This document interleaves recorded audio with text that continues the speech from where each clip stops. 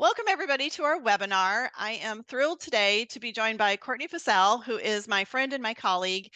She is the nurse practitioner that works with me at Integrity Wellness MD, and we are talking about the top 10 mistakes that dieters make when they're trying to lose weight. And this is a topic that's near and dear to my heart and Courtney's as well, because we see people every day that are trying to lose weight, either actively dieting or say, I really need some help losing weight. And we have talked for a long time about some of these mistakes that people make, some wittingly, some unwittingly. But there's things that people do that slow their ability to lose weight, and so we wanted to talk about these today. So welcome, Courtney. Glad to have you. Thank you. All right, so what we're going to do is we're going to talk about these top 10 mistakes, and we're going to do it David Letterman style. So what we're going to do is we're going to start with number 10, sugar intake. So sugar is something that we all know that we shouldn't be eating a lot of, and obviously it's very difficult, if not impossible, to lose weight when you're consuming a lot of sugar. But Courtney, I wanted to talk to you about what you're seeing with your dieters. What are some of the pitfalls with sugar, and what do people need to be aware of, and why is this really harmful to our ability to lose weight? Why is Sure. sugar bad? Yeah, sure. Sugar is in some things that people just don't even think about. And we also need to consider the artificial sugars when we think about sugar, which a lot of times people will look for the diet foods or things that they think are healthy, but actually have the hidden sugars. We also have to remember things that we drink. So we don't consider sugar drinks as calories. And so then when you're drinking things that have sugar in them that we don't consider and we don't add to, and then it puts us back when we're dieting. I think one of the main things that people don't think of is the good sugars, though. So good sugars being fruit, because when you're craving a sugar, instead of eating a candy bar or something that would set you back, you could have a piece of fruit. So bananas are good, berries are really good. They also have good antioxidant properties. So that's just something to consider when we're talking about sugar. Sugar can be good, but it also can be very harmful. Hmm. Yeah, that's a really interesting point that you bring up fruit, because fruit obviously is a good source of sugar. It's natural, and it doesn't tend to spike insulin as much as sucrose or table sugar will. Right. It is interesting that I do occasionally have dieters that say that they're pretty sensitive to fruit sugar. So there are some people that have to be careful. But obviously, eating an apple is much better than having a handful of M&Ms. Right. Um, Yeah. for sure. And I love how you're talking about drinking sugar, because it is amazing how many grams of sugar can be in a beverage. Yes. Like the large Coke, or here in the Carolinas, sweet tea. I'll have a large Yes. sweet tea with my Yes. Chick-fil-A. Yes. And that's hundreds of calories in that, and it can go down like that, and before you know it, you just had drunk 300 calories, and it's 50 grams of sugar. Absolutely. And those are empty calories that you don't need. And Right. then minus the alcohol, people don't consider that, but most alcohols, wines, beers all have sugars in them too. That's So true. empty liquid calories. Right. No nutritional value. Right. Right. They don't Well, fill you up, but right. they're just there and you probably don't need them. They can be avoided. Exactly. Well, and the Mhm. other thing I think people don't always realize too is when you consume either a high sugar food or you're drinking a sugary beverage, your blood sugar is going to go up within 30 minutes to an hour. And suddenly your blood sugar, which was down here, goes way up here. Well, what does your body have to make to deal with that? It's insulin. Insulin, So right. then your insulin goes up, and insulin's job is to take that sugar out of your bloodstream and, kind of put it into the cells. Well, that's a very powerful signal for your body to go into fat storage mode instead of fat burning mode. Right. So if you really want to stay in fat burning mode, you got to keep your insulin down, which means keeping the sugar level in your bloodstream down. Right. Yeah. Okay. So that's a big mistake, which most people are aware of. So, number 9, having an unrealistic ideal weight goal. So talk to us about that. What you see people doing when you say how much weight do you want to lose and they have a goal. What's your experience been about where people can get off track with that? Okay. So I always ask people what their current weight is and what their ideal weight is. And most of the time, they have an ideal weight within a 5 to 10 pound ratio with what they want it to be. Unfortunately, then you kind of start losing the weight, and then that goal sometimes can shift. What people realize is that as they get closer to their quote unquote ideal weight, is that it gets hard, right? So those last 10 pounds are the hardest pounds to lose, which it is. I mean, naturally, it's easier when you have more fluff to lose initially. But also what I'm noticing is that people will tell us a weight that's ideal that was theirs when they were in their 20s and early 30s. When we get older, our metabolism is slow. We just are not capable of getting back to where we were when we were in our 20s. Um, Life just changes, things have changed, hormones have changed, and it's really not realistic to think that we're going to be what we were when we were in our 20s. Also, the difference too is then, not only that, but how you're carrying yourself, especially for women. A lot of times women have had children, so there's those kinds of changes. But the main thing to remember is that the ideal weight or and your realistic weight is that in order to get there, you have to maintain muscle versus and fat. So you want to lose the fat and not the muscle. And so in order to do that, muscle weighs more. So if you're truly losing what you should be losing and converting that fat into muscle, then that realistic weight's going to change because muscle weighs more. And it takes longer to lose that weight because fat to convert into muscle takes time. It doesn't happen overnight. We didn't get there overnight, so we're not going to reverse it overnight. And so what I have to tell people is that you may find that there's a 10 to even 15-pound difference of what your ideal weight is and what the realistic goal is going to be. That's really interesting because that kind of gets into the psychology of weight loss. And I It think more so absolutely. for us women, because a lot of us do remember when we were in our 20s. Yeah. I still laugh because I had a picture of myself and I was probably 18, went on a beach vacation with my family. And back then we all did silly things like this. But I have a picture of myself in a bikini with a copper tone bottle in my bikini bottoms. Yeah. And, it got lost along the way as I grew up. But, a lot of us have that image in our head of what we looked like as a teenager with a flat stomach, Right. haven't had any children, no midsection weight gain. And we kind of look at that as this is where I need to be. And you kind of have to go through sometimes a few stages of grieving to kind of let that go and Right. realize, I've had these children. I'm 30 years down the road. I have a lot more life experience. Maybe I don't need to be 110 pounds. Maybe I can be okay with 130 and still be healthy and be beautiful without Right. that actual number. So I do think there's a lot of psychology to that, and it's tough for a lot of women Mhm. to adjust that weight goal. Absolutely. And I think that we are obsessed about numbers as a society. I think that It's true.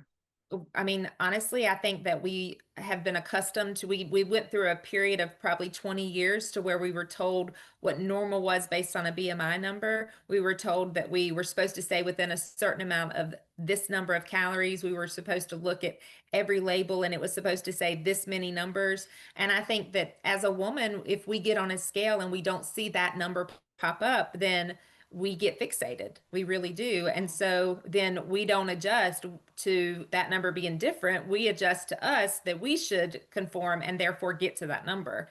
And that's not the right way of thinking. The way of thinking Right. is what is healthy? How do I feel good? How do I need to change so that I'm the healthy person? Not that number needs to be that Right. low. The Right. number can maybe change. And in the meantime, am I the person that is healthy with the good muscle tone, eating what I'm supposed to eat, exercising the right way? And ultimately, if that's the right thing, then, the BMI is not necessarily correct.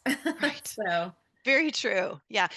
It's kind of like our sense of identity too. Some of us yes, don't allow ourselves to love our bodies and feel good about ourselves, and by extension, to feel loved by our husbands, for example, or feel attractive to our husbands if we don't hit that number on the scale. And right. that's such a fallacy.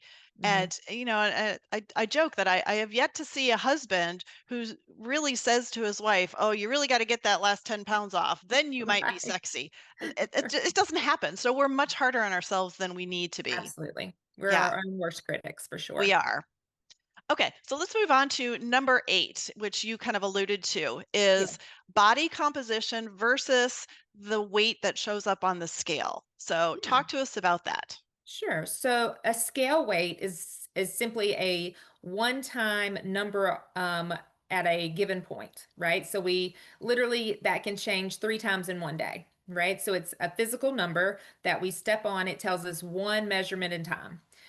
Versus the body composition is going to tell us multiple things. So it tells us water weight, it can tell us muscle mass, and then it also tells us like lean muscle analysis. So yeah, and fat composition. So it tells us several different things. And it also is going to be a good measurement over time. So it does change, but it's not going to change overnight. So it's a good measurement to show you as a progression from where you start to where you're going. It can also show you regression, right? So you can go backwards depending on how you're living and how you're choosing to do your lifestyle modifications. So if they're good modifications, then it should get good progress. But if they're bad modifications, then it's also going to regress. Meaning that if you're losing unhealthy and you're losing muscle mass instead of fat, then you're going to see the downward slope of the muscle mass, but you're going to see an uptick in fat. So again, your weight may change. So you may go from 155 down to 145. But on the body composition, you're fat, you lost 3 pounds and you gained 3% of body fat. So it really isn't a good, healthy weight loss. However, the scale moved. So it only Right. tells us one thing. And Mhm. again, you think you've accomplished great things because you lost 10 pounds. But ultimately, what you're going to find in the long run is that you're weak, that you're fatigued, that you just don't feel like doing the things that you normally would do. And it's because you're not healthy. Overall, you're just a number Mhm. on a scale, and you don't want to be that. Ultimately, you want Right. to feel and be healthy. Yeah, and that's so true because yeah, sometimes we're fooled in thinking that the scale went down, so this must be good, not realizing that most of what you lost is muscle. And as we get into our 60s and 70s, you need that lean muscle to stabilize your joints. Yes. So, we all know that orthopedic offices are filled with people in their 60s, 70s, and 80s. And as we age, joint stability is even more of an issue. And if you don't have the ligaments and the muscle strength to keep those joints stable, then you're going to have a lot more problems. And then, of course, that leads into bone density as well. So if you don't have stable joints and you can't exercise and you're losing muscle, you're at higher risk for osteoporosis in your older years. So it just because the scale is going down doesn't always mean that you're getting healthier. Sometimes you're getting Right. unhealthier.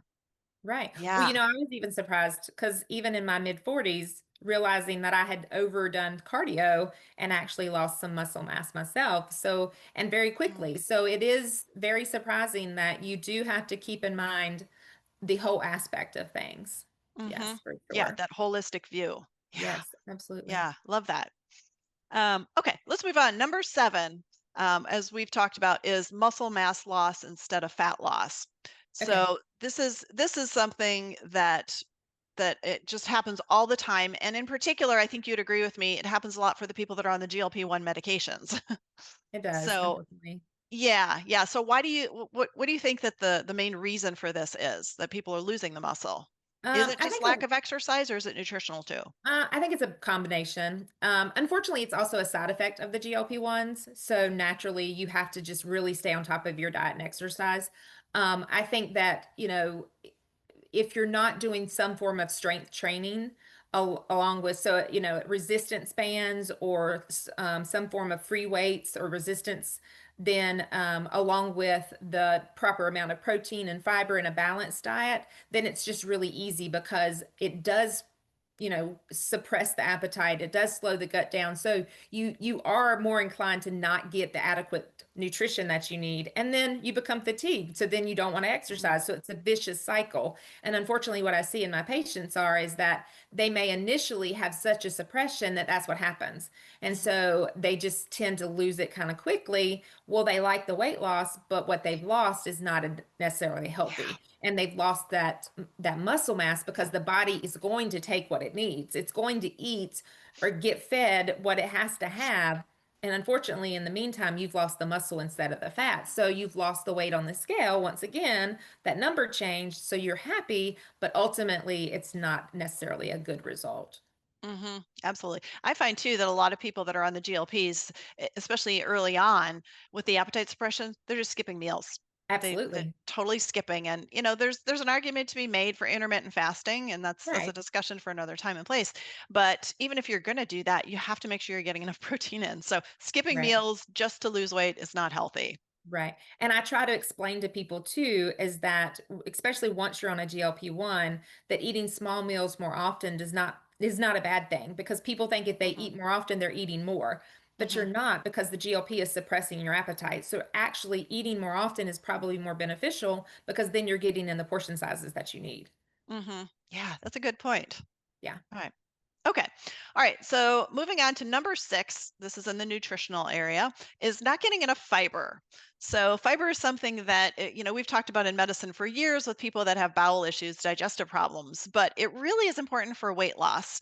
I think part of it, of course, is the satiety factor, but part of it is the microbiome aspect. So what do you tell your patients about how to get fiber and why it's important?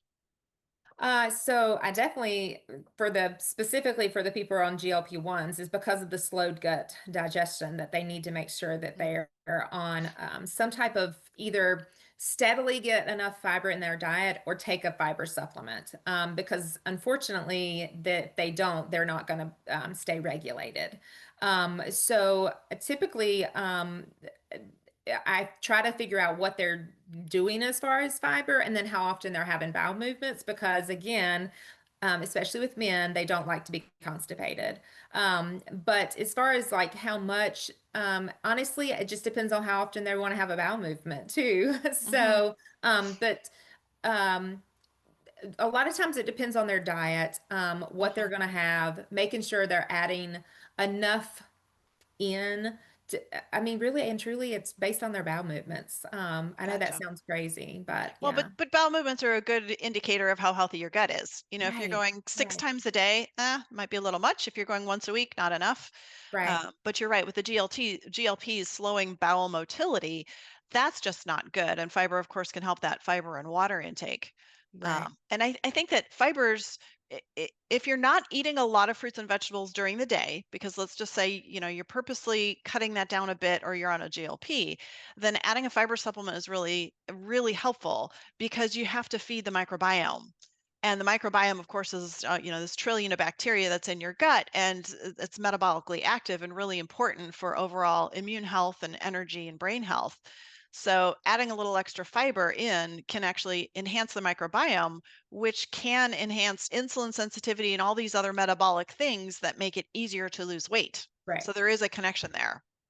Um, right. and I think, there's a couple different ways to do it. Certainly, eating your fruits and veggies, raw veggies, raw fruits are great. But people that have a protein shake once a day, you can just put a little bit of Right. Benefiber or Metamucil or some fiber product into your shake. It's an easy way to increase your fiber intake throughout the day. Yeah. Yeah, I think fiber is just not talked about enough. Right. And it keeps you fuller. So if you have that protein shake with, Well, say, yeah. an extra 8 grams of fiber in the morning, you may not get hungry by lunchtime. So it's going to keep you fuller. Yeah. hmm Okay, so let's move on. Number 5, lack of intentional exercise. So we all know we need to exercise to lose weight, but what do you mean when you say lack of intentional exercise? Explain that.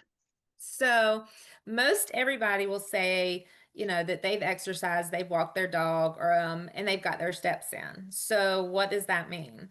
So somebody will tell me they got 10,000 steps today. Well, because that's been the set standard. We should all walk 10,000 steps. I don't know who set that standard and why 10,000 is for everybody.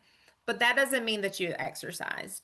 So exercise, intentional exercise means you went out for 20 minutes and you elevated your heart rate with some form of exercise, whether that be you walked, meaning that you took a 15-20 minute walk outside, you walked 15 minutes on a treadmill, and you elevated your heart rate. Another form of exercise would be that you intentionally did a HIIT workout, meaning that it was a high intensity interval training. What that means is that during those exercises, you got your heart rate up and sped up at certain times, and then it went down to a lower rate, right? That the heart rate increased. Again, it's an intentional exercise or an intentional type of workout that you do, not just walking around normally. As I walk around during the day, I get steps. Most people have a set amount of steps that they get in a day, typically between 5 and 8,000 steps a day. Most people will get that. That's normal, so that your body is accustomed to that. That is not working out. That is not exercise. Your body's accustomed, and it does. It's great that you're doing that, and it's great that you have movement, but that is not included as a type of workout that will help you to lose Yeah. weight. That's interesting. You're right. Your body does get accustomed to that level of activity. For example, well, okay, here's something you know something about working in the ER. Yeah, When you work in the ER, you're constantly walking around, standing. You right. might sit down for a few minutes, get up, walk around, and you're moving the entire shift. But Correct. your body does kind of get accustomed to that. And we've both have known plenty of people that were overweight that worked in the ER. That Right. exercise didn't help them. Mm-mm. And I've also seen a number of men over the years that work in some sort of manufacturing plant or, assembly lines or warehouses or Construction. things, Yes. construction. Right. So there are some physically active jobs that your body just gets used to, and it's just not enough to get your heart rate up. So maybe you can do those jobs and your heart rate never goes over 100, Right. but you need to get your heart rate up a certain amount higher than that based on your age to really get into that cardio phase, and Right. especially with the intervals that you're talking about. Right. So, What I yeah. also tell people is about the intentional is that it doesn't even have to be a long time. Like some people think you have to work out for 2 hours a day to see benefit. And I don't believe in Mm-mm, that. I believe I it needs agree. to be consistent. It needs to be 15 to 20 minutes, 3 to 4 times a week. It I needs agree. to be consistent, and the consistency is what shows you the results. Right, because you get a little bit of result every time you do that exercise, and then if you Right. come back to it 2 days later, you get a little bit of incremental improvement in your Right. metabolic function. Your mitochondria, your body makes more mitochondria the more you do that exercise, Yeah.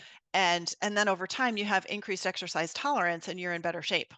Right. So And same over thing too with time, you're going to have to metabolism. increase the 15 or 20 minutes just because, again, your body becomes accustomed. So, what you're doing has to be a little bit physically harder, meaning that True. once you've walked for 20 minutes for 3 months, you're used to it. So, your heart rate doesn't get to 110, 120 each time, right? Mhm, So, then you're going to figure out either A, I have to walk some hills to get my heart rate to 120 because, again, your body's become accustomed, which is great because you're building endurance.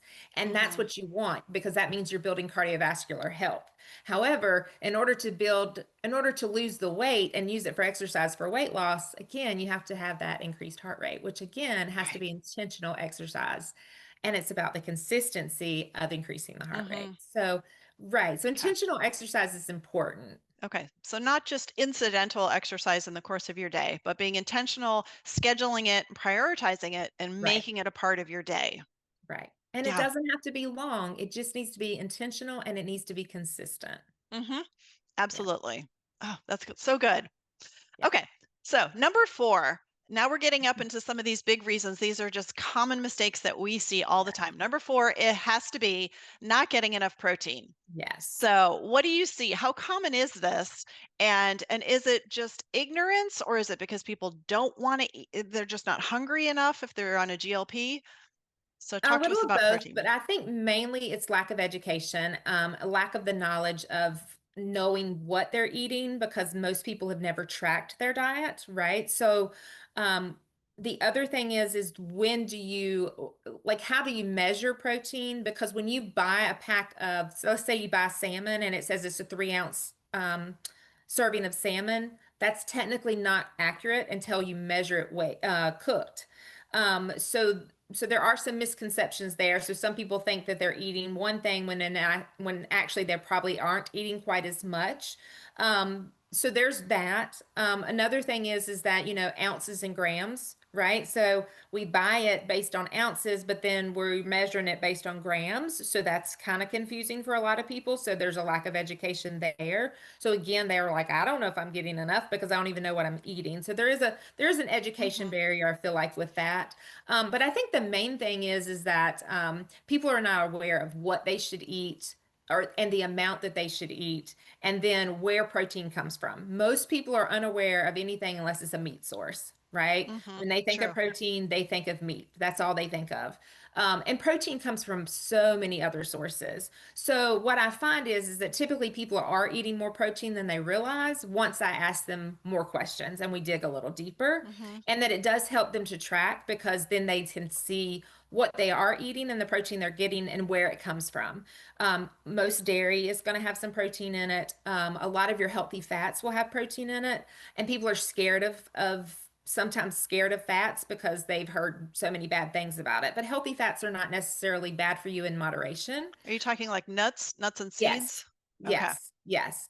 And then like your cottage cheeses and your yogurts and then ultimately I want to figure out what people supplement because supplements are great, but you don't want supplements to be 50% of your diet.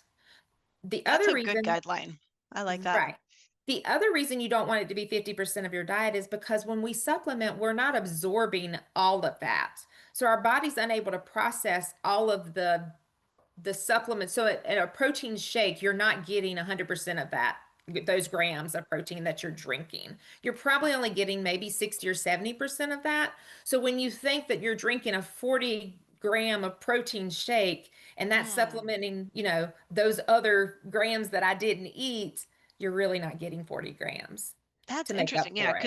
because it's an artificial source of Right. nutrients versus Right. eating So the you're salmon. right. You might absorb the salmon better because it's a natural food product. Right. So Yeah. just Okay. statistics say you probably only get 60 or 70% of the artificial or substituted Wow. um, protein that you drink or Yeah. substitute in. So that's why I tell people, really, I only like them to use 30% of it as their Mhm. added protein because then at least I know that, if you're getting 90 grams a day and you're only subbing in 20% of that, then hopefully 12% or 12 grams of that is what you actually absorb from that. So then if 90 of that, you're within that 60 to 70 range of what you've actually eaten. And I feel Mhm. like those are good numbers for women, Yeah. that is. Men definitely need a lot more. And Mhm. again, it depends on your size and your shape and what your goal is. Mhm. Because if you're trying to build muscle and you're more of a bodybuilder or somebody who wants to tone, then you may change your goals with that too. So Sure. when I say enough protein, it depends on what your goal is. It depends on what your size is. But ultimately, you don't need to be just substituting protein and you don't need to be not eating protein. So at least with two meals, you need to have protein, meaning that if you're going to eat a Mhm. breakfast, you need to have some eggs or sausage or some form of, protein source. Greek And then yogurt, if you're cottage cheese. Yeah, right, something like yogurts. that. Right. And then for lunch or dinner, you need to have some form of a meat. So it's a Yeah. lean chicken, turkey, a salmon, Mhm. I mean, you can have red meat. It's just try to Mhm. pick the healthier meats. So, Cleaner source meat. Mhm. right, your flank steaks, your filet mignons, those kinds of things are going to be obviously the healthier choices when you have that option. Mhm. Yeah, and I love how you talked about how protein goals are different, and that's Right. something that we always tell everybody. If you're seeing us, we're going to give you custom advice for your situation, for your body Yes. mass index, your exercise level, male, female, what your age, those types of things. So there is no one good protein goal. No. I do find that a lot of women that I see that are say in their 50s and 60s, if they're not seriously dieting, but they say, yeah, I really want to lose weight, and then I get into this and I find out that oftentimes a lot of them are only barely getting 50 grams of protein a day. And Right. and so there's a lot of people, in particular, like let's just say you're vegetarian or you just say I don't like meat. It's easy to fall in that trap that you're not even getting 50. But of course, most of our gals we try to push that up higher. And as you mentioned, men that are bodybuilders are going to be having a lot more protein. Right. Um, but we would definitely tell anybody watching this if you want to know how much protein you should be taking in, definitely talk to your provider about it because the answer is different for all of us. Right. Yeah. Okay, so protein for sure. Okay, so going down, we're in the home stretch here. So number three, the top third mistake people make is imbalanced macros and calories. And I think some of this is obvious and some of it is not quite so obvious. But what I've found in my experience is there's a lot of women that say, I just can't lose this weight. For example, it's got to be my hormones. And I say, no, your hormones are perfect. They look great. And upon further digging into their diet, it turns out that a lot of them are eating, say, 2,400 calories a day because their app told them that or their trainer told them Right. that. And for a lot of women in midlife, there's just no way you're going to lose weight if you're eating more than 2,000 calories a day. And for some women, the total calorie count has to be a lot lower Right. because the way I explain it is if you're putting fuel into the engine 3 times a day and there's all these calories coming in on a regular basis, your body has no incentive to burn its stored fuel to run the engine. So there has to be somewhat of a calorie deficit to cause your body to go into fat burning mode. Um, and that plays into macros as well. So talk to us about what you see the mistakes people are making with their calories and their macros.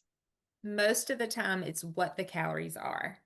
Hmm. So again, if you're eating a lean protein such as a chicken breast, that's you're eating basically no calories, right? A lean chicken breast at 6 ounces is probably 200 calories at most, right? Hmm. But what are you pairing with it, right? Are you pairing it with corn? Are you pairing it with a cucumber?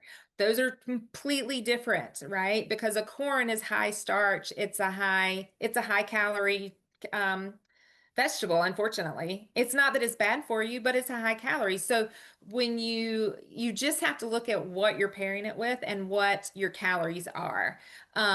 You need the fiber, you need the balance, you need the fruits and vegetables, but it typically, right, you have to have the calorie deficit, so you have to see what you're pairing it with.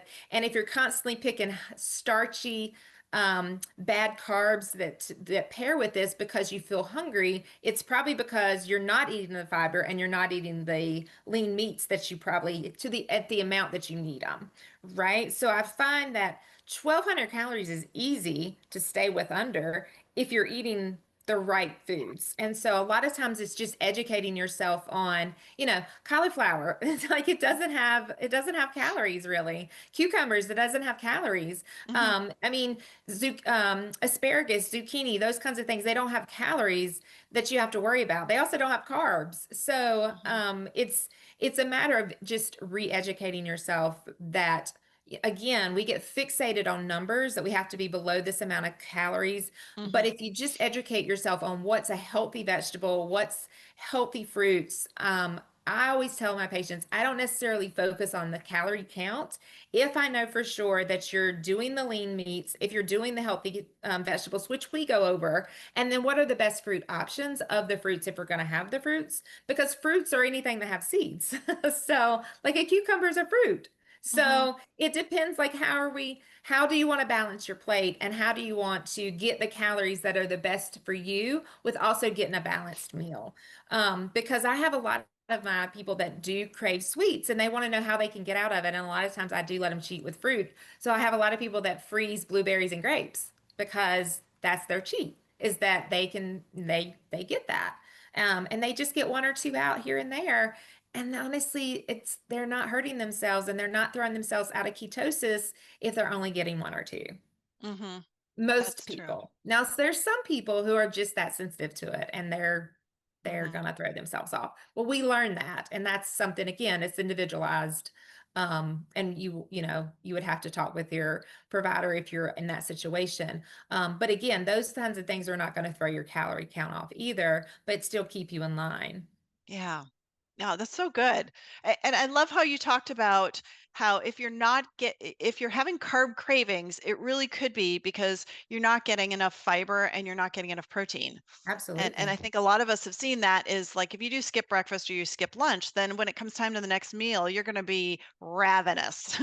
Versus if you had that Right. protein and maybe a little healthy fat in the fiber, it does keep you fuller longer, and then Right. that keeps you on track.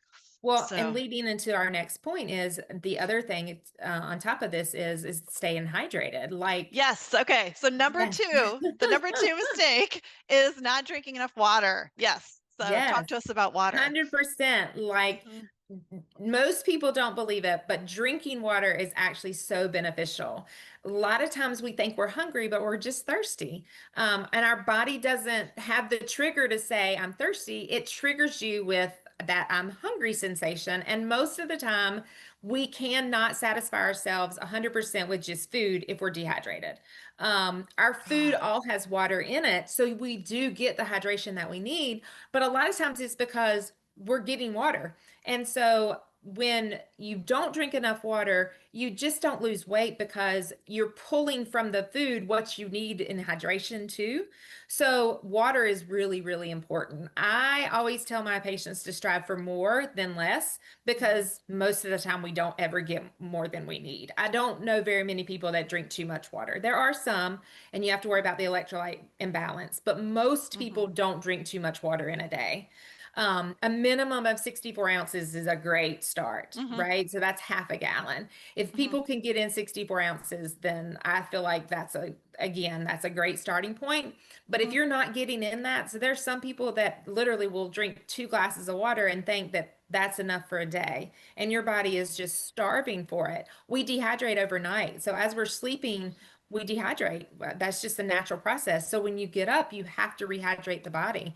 And so if you think about it, then you go work out and you've done an exercise that you dehydrated from. So if you weren't hydrated when you did the exercise, then you dehydrated while you did the exercise, and then you're deficient again. So water is really, really important. And without it, the body, I mean, the body's made up of mostly water. So without it, you're Mhm. not going to lose the weight.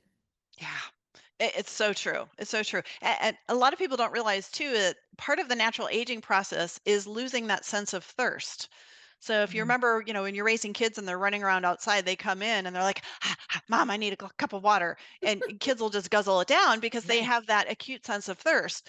But as we age, we don't notice it as much. And I've had people say to me, "Well, I just never get thirsty." I'm like, "I don't care.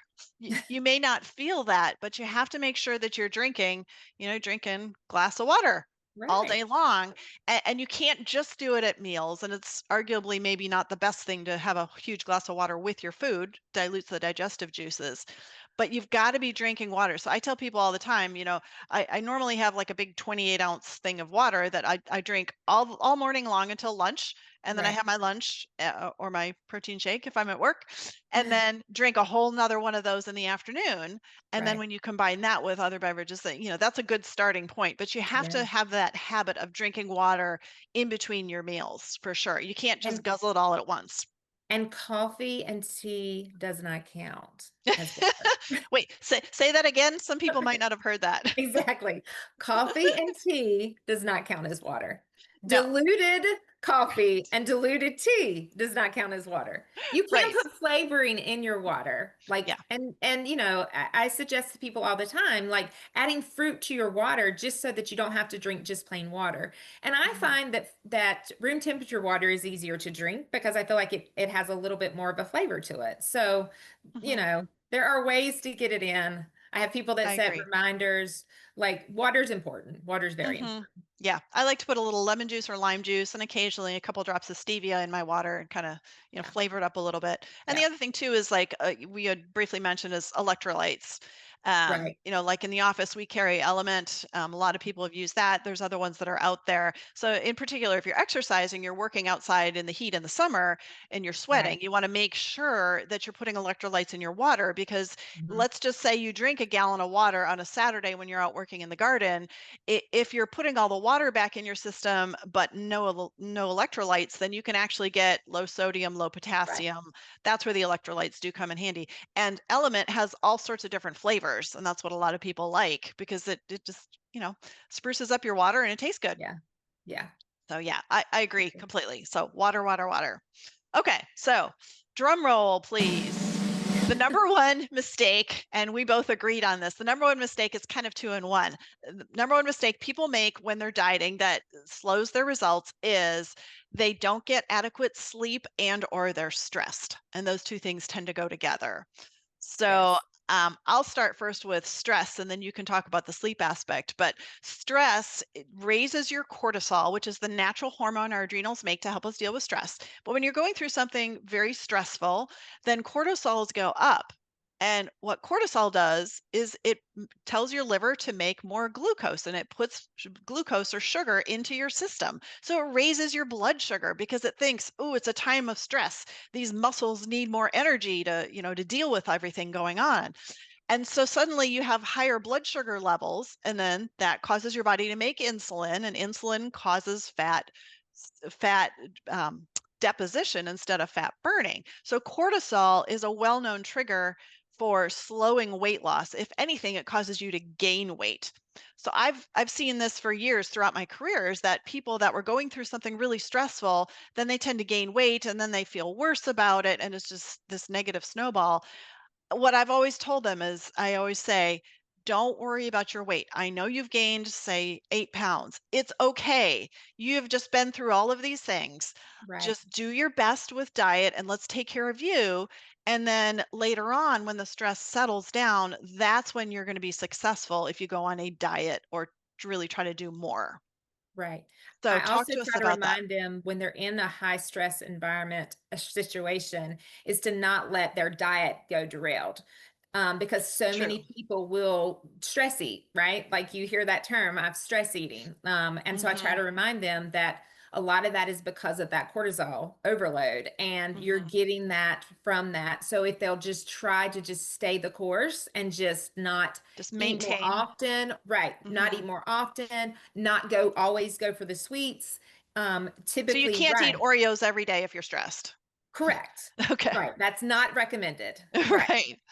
Right. Mhm. Because again, this goes back to the psychological part of it. Again, eating that as a stress, we think is a coping mechanism, but it doesn't do anything for the stress. It doesn't take away the stress. It doesn't eliminate the stress. It doesn't cause the cortisol to go down. It just is an Oreo. So at the end of the day, it's really just weight, right? Yeah, So it's if really that's what just we like it's like a drug hitting your brain, making you momentarily feel better, but then Mhm. it's wreaking havoc on your system and making it all worse. Right. So if we don't want to worry about it, then just try to eat normal, which is easier Yeah, said than done. Obviously, we know that. admittedly. Yes. Right, right. So yeah, so the cortisol itself is making it harder to lose weight, but then your behavior is it's just not helping at all because you're Mhm. probably eating more that you shouldn't be eating. Right. Yeah. Okay. So that feeds into the sleep, right? So when Yeah, we're exactly. stressed, we don't Mhm. sleep. If we don't sleep, then we don't rest. And if your body doesn't, so your body has to heal as you rest, right? So if we don't sleep and we don't go into deep sleep or REM sleep, then our body doesn't heal. And our body has to heal, our muscles have to heal and repair. We have to have that in order for us to be able to, I mean, to repair ourselves overnight. But it's important for multiple things. It's important because if we're not repairing, then we wake up and we're not going to feel refreshed. We're not going to feel energized. We're not going to have energy. We're going to be fatigued. We're going to have lack of mental clarity. We're going to have the brain fog.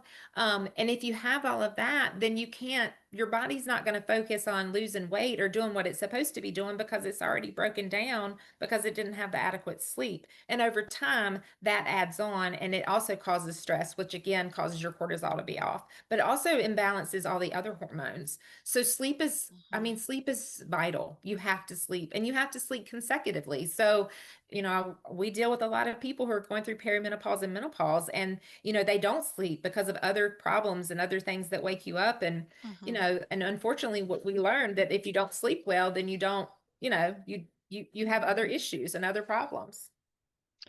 I'm glad you pointed that out because the perimenopausal female is one of our most common patient types that we see, and almost all of these women in their upper 40s are starting to get some symptoms of perimenopause. But one of them is typically I'm gaining weight around my midsection and I can't lose it. And Right. and I do always wonder how much of it is the hormones, how much of it is the natural aging process, but how much of it is it because the hormone fluctuations are affecting your sleep cycles and maybe you're not getting down into that non-REM sleep for Mhm. as much time as you should. So maybe you're not getting the tissue repair, and maybe that's slowing the fat burning. So I know that there have been some studies done showing that weight loss is pretty close to impossible if you're not getting 6 hours of restorative sleep. Right. So for the people that say, oh, I only need 5 hours, I'm fine. Well, maybe that's why you're carrying an extra 20 pounds. Right. But you alluded to it, and I don't know that we totally understand the mechanisms, but as your body is going through that tissue healing and repair and, autophagy on a cellular level, we're doing all these things overnight to heal and restore, then I think that that is a crucial foundation for the next day, not only for your behaviors, like are you going to exercise and eat right, but also just are your fat cells going to be ready to start burning their stored fuel for fat, or are they just going to stay stuck into fat deposition mode and fat storage? Right. But there is some pretty compelling data that if you're not getting at least 6 hours, I would argue it should be 7 or 8 if you're trying to lose weight. But if you're not getting enough sleep, you're just not going to have the success that you want to have to lose weight. Well, and you said this too, it needs to be restorative sleep. Yeah, So right. if it's intermittent, broken up, and fragmented, then is it restorative? That's the other Hmm. thing too. So, just because we are lay in the bed for 6 hours doesn't mean that we've had restorative sleep. So True. that is another issue too, because your Right. body's still not healing. Right. Right. So if you can sleep a good night's sleep and you're managing your stress, then those things are going to carry you really far with the weight loss. So Yeah. that's a good time to really work on trying to get the weight off. Maybe Right. not when you've just been through something really stressful and you're not sleeping. Or if you feel like you've stalled, and maybe one of the reasons you've stalled is Mm, because all of a sudden you've had a stressful situation or you're not sleeping, and maybe you do need to address that because maybe that is the cause, or, when you can't figure anything else out, has something changed in your lifestyle? Maybe it is your stress or your sleep. that's a great point. So for people who are on a weight loss journey and they've done pretty well, but they're plateaued, you're absolutely right. Sometimes we have to play detective and figure out, do you need to tweak your macros, or is it sleep? Is it stress? And maybe it's a stress component that you just have to kind of ride it out for a short period of time and then get back into active weight loss. Right. But if you don't even acknowledge that stress is a factor, then you're just going to get frustrated. Yeah. Oh, absolutely. Yeah. Oh, this is so good. I love this. Yeah. We see all these types of things, and we can empathize because you and I have had some of these challenges ourselves, and we're not Absolutely. saying that this is all easy and everybody should do it perfectly. But again, this is why we always tell people that are trying to lose weight, work with your provider. Of course, we have a big weight loss program with the GLP medications, so we work with a lot of people, and we customize our advice to each person individually, because what you need to eat may not be the same thing that I need to eat or the next person, and exercise needs vary. Everybody's so different. I Yeah. agree. Okay.